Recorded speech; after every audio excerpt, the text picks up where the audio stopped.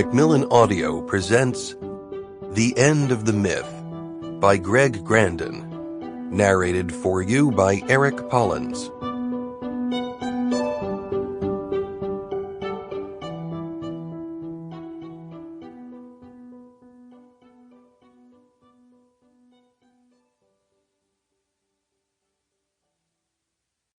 Introduction. Fleeing forward.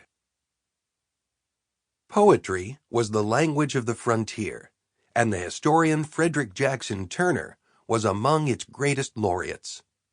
The United States lies like a huge page in the history of society, he wrote in 1893.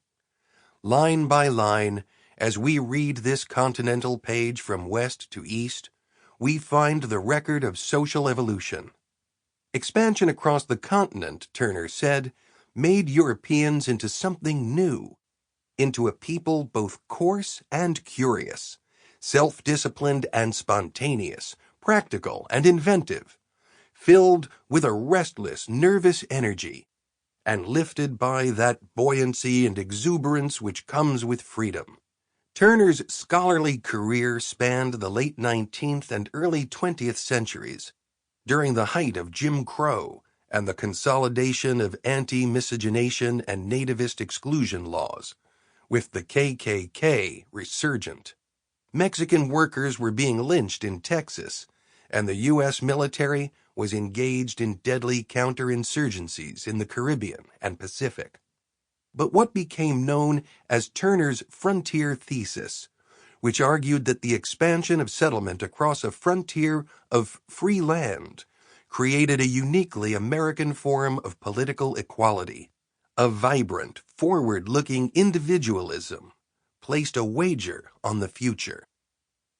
The kind of Americanism Turner represented took all the unbounded optimism that went into the founding of the United States and bet that the country's progress, moving forward on the frontier and into the world, would reduce racism to a remnant and leave it behind as residue.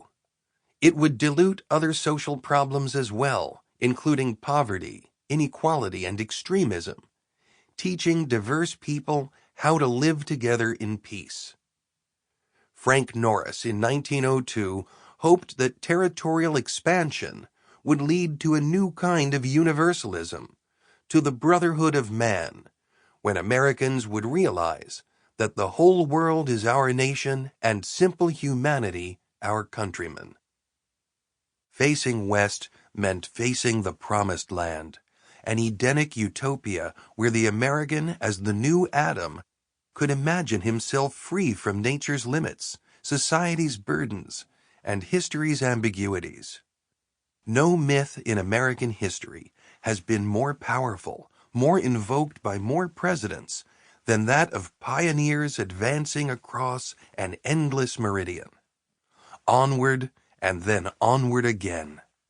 There were lulls, doubts, dissents, and counter-movements, notably in the 1930s and 1970s, but the expansionist imperative has remained constant in one version or another for centuries.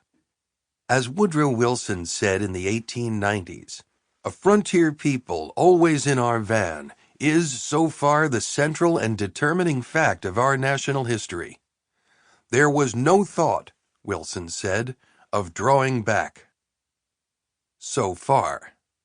The poetry stopped on June 16, 2015, when Donald J. Trump announced his presidential campaign by standing Frederick Jackson Turner on his head. "I will build a great wall," Trump said. Trump most likely had never heard of Turner or his outsized influence on American thought.